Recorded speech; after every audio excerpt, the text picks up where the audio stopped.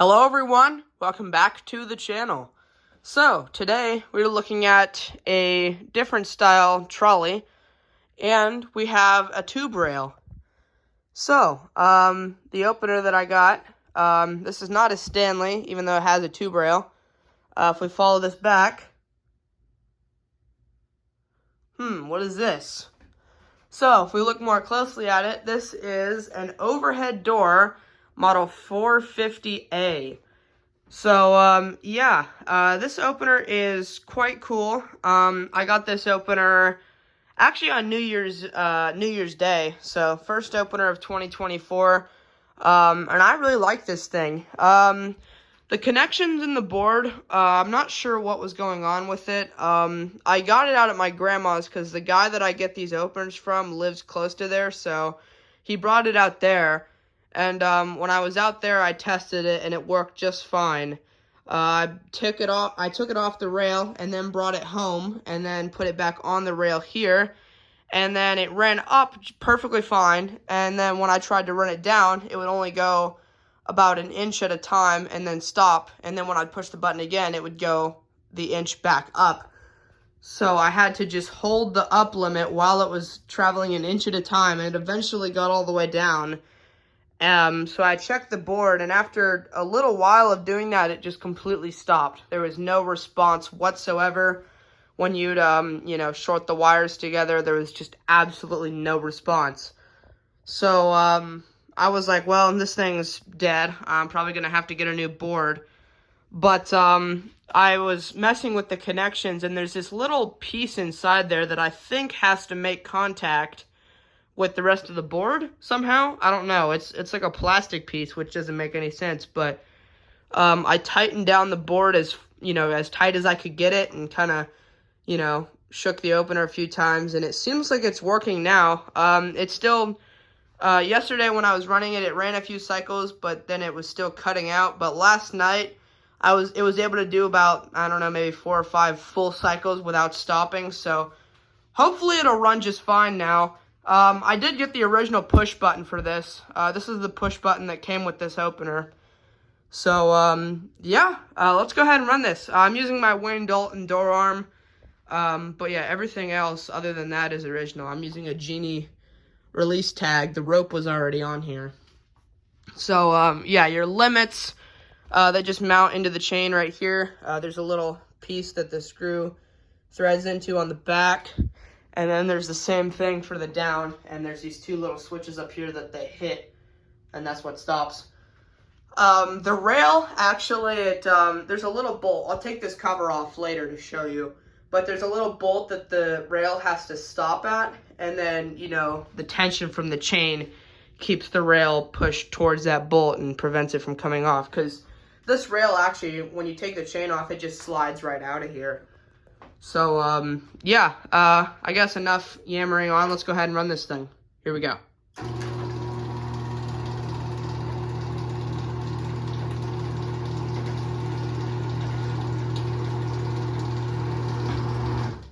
So, yeah, it's a pretty quiet machine overall. Not too loud. I'm not sure what this little red piece on the chain is for. I was using it when I was tightening the chain because this thing is kind of sharp. But I'm not sure what that is for. So yeah, there you can see there, your limit just hits that switch. We'll go ahead and run this back down.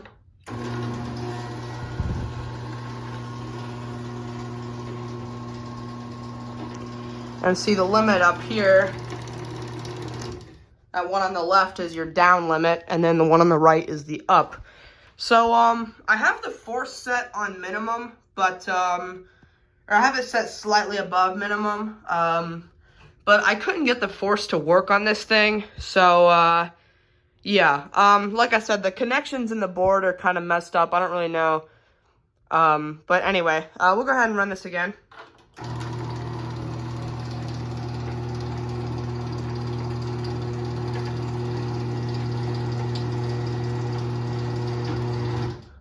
So, I obviously don't have a remote for this, but, you can put a receiver on this. I think it's just those 2 outside screws. That is what the receiver will go onto. I didn't see a date sticker on the back of this, but when I was opening it up, I saw that the board said 1991. This opener obviously doesn't require sensors. I don't know if you can put sensors on it. Maybe that's what those two screws are for. I'm not really sure, but there's your info sticker right there. So, yeah, like I said, not sure why the force wasn't working on it, but, yeah. So we can go ahead and open up this little, thing on the top here. Also, the cord, something happened to the cord there, so it was originally just held together with duct tape, so I spliced it together with some wire nuts.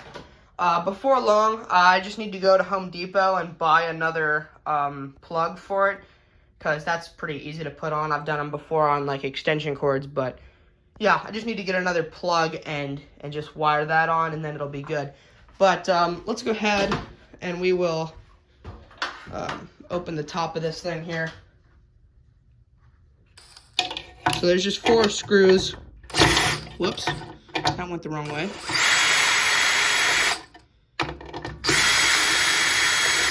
And then there's 2 on the other side as well. Okay, so that's 4 screws right there. So then here's your gears on the inside. I'm dropping the bolts. So, yeah, and there they go. Great. Yeah, so here's the inside of this thing here.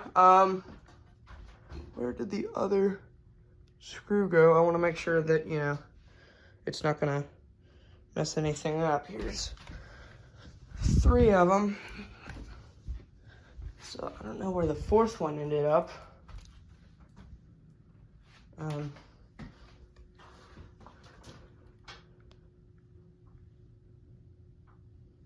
Well, oh, it's in the gear. Well, hopefully it will stay. Oh well. Anyway, here's your gear inside here. You have this, gear. This thing comes out when you take the chain off. That's pretty easy. Actually, wait. Solution.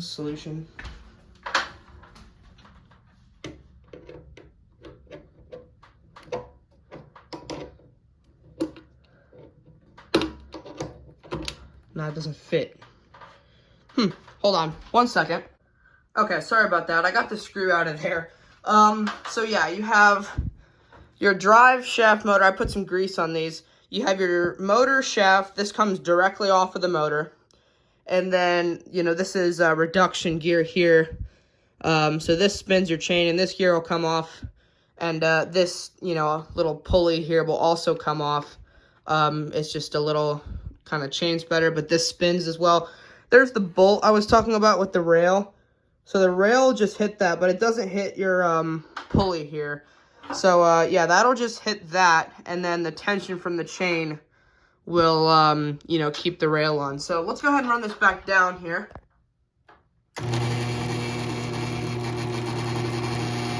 Not sure what's vibrating.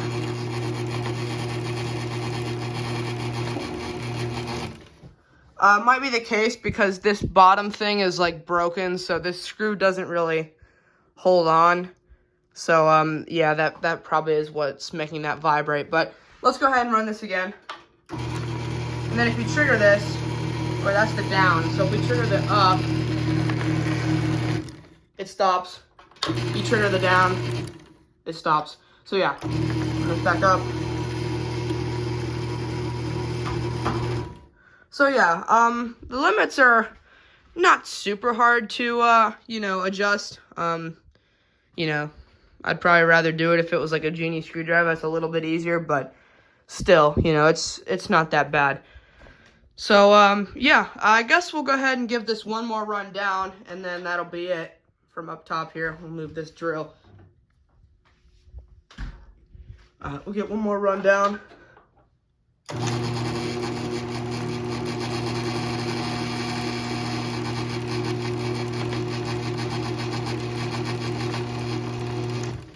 So yeah, I'm not sure what the deal is with the fit, that this thing was, going through the other day.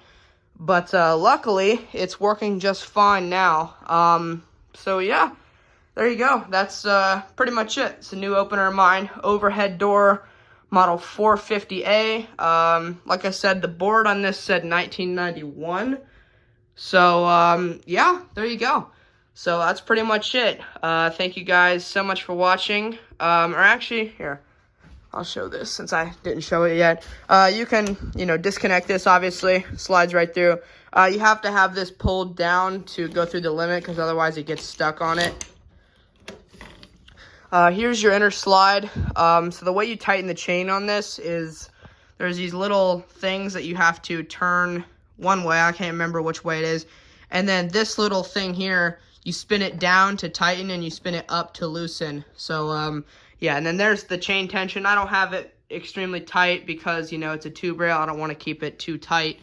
So then when you get it back over to that, you just flip this up and it goes in right like that. So, yeah, there you go.